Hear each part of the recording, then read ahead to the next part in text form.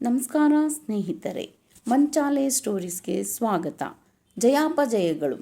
ಕೀರ್ತಿವರ್ಮನೆಂಬ ರಾಜನಿಗೆ ಮೊತ್ತ ಪ್ರಪಂಚವನ್ನೇ ಜಯಿಸಬೇಕೆಂಬ ಕೋರಿಕೆ ಉಂಟಾಯಿತು. ರಾಜನ ಬುದ್ಧಿಯನ್ನು ಬದಲಾಯಿಸಲು ಇನ್ನೂ ಸಾಧ್ಯವಿಲ್ಲವೆಂದುಕೊಂಡು ಮಂತ್ರಿ ಯಾವುದಕ್ಕೂ ತಮ್ಮ ಕುಲಗುರುವಾದ ರಾಜಶ್ರೀಗಳ ಆಲೋಚನೆ ತೆಗೆದುಕೊಳ್ಳಿರಿ ಎಂದು ಹೇಳಿದನು. ಕೀರ್ತಿವರ್ಮನು ರಾಜಶ್ರೀ ಆಶ್ರಮಕ್ಕೆ ಹೋಗಿ ತನ್ನ ಬಯಕೆಯನ್ನು ಅವರೊಂದಿಗೆ ಹೇಳಿಕೊಂಡನು.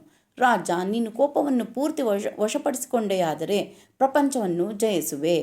ಕೋಪವನ್ನು ಪೂರ್ತಿಯಾಗಿ ಜಯಿಸಿದ ಮೇಲೆ ನನ್ನನ್ನು ಬಂದು ನೋಡು.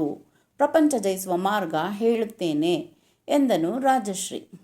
11 ದಿನಗಳ ಮೇಲೆ ಕೀರ್ತಿವರ್ಮನು ಮತ್ತೆ ರಾಜಶ್ರೀಯ ಬಳಿಗೆ ಹೋಗಿ, ಸ್ವಾಮಿ, ಕೋಪವನ್ನು ಜಯಿಸಿದ್ದೇನೆ. ಅದೇನು ದೊಡ್ಡ ಕಾರ್ಯವಾಗಿ ನನಗೆ ಕಾಣಿಸಲಿಲ್ಲ. ಈಗ ಪ್ರಪಂಚವನ್ನು ಜಯಿಸುವ ಮಾರ್ಗ ಹೇಳಿರಿ, ಏನು ಮಾಡಬೇಕು ಎಂದನು. ರಾಜ, ನೀನು ಕೋಪವನ್ನು ಜಯಿಸಲಾರೆ ಎಂಬ ಧೈರ್ಯದಲ್ಲಿ ಹಾಗೆ ಹೇಳಿದನೇ ಹೊರತು ನಿಜಕ್ಕೂ ಪ್ರಪಂಚ ಜಯಿಸುವ ಮಾರ್ಗ ನನಗೆ ಗೊತ್ತಿಲ್ಲ ಎಂದನು ರಾಜಶ್ರೀ. ಕೀರ್ತಿವರ್ಮನು ಕೋಪಾವೇಶದಿಂದ ಶಕ್ತಿ ಹಿರಿದು, ನನ್ನೊಂದಿಗೆ ನಿನ್ನ ಹುಡುಗಾಟವೇನು ಎಂದು ಗರ್ಜಿಸಿದನು. ನಿಲ್ಲು ರಾಜ, ಕೋಪವನ್ನೇ ಜಯಿಸಲಿಲ್ಲ ನೀನು, ಪ್ರಪಂಚವನ್ನು ಜಯಿಸುವೆಯಾ ಎಂದು ರಾಜಶ್ರೀ ಮುಗುಳು ನಗುತ್ತಾ. ರಾಜನು ನಾಚಿ ತಲೆ ತಗ್ಗಿಸಿದ. ದಯವಿಟ್ಟು ನನ್ನ ಚಾನಲ್ಗೆ ಸಬ್ಸ್ಕ್ರೈಬ್ ಮಾಡಿ, ಲೈಕ್ ಮಾಡಿ, ಶೇರ್ ಮಾಡಿ, ಹಾಗೆ ಕಮೆಂಟ್ ಮಾಡಿ.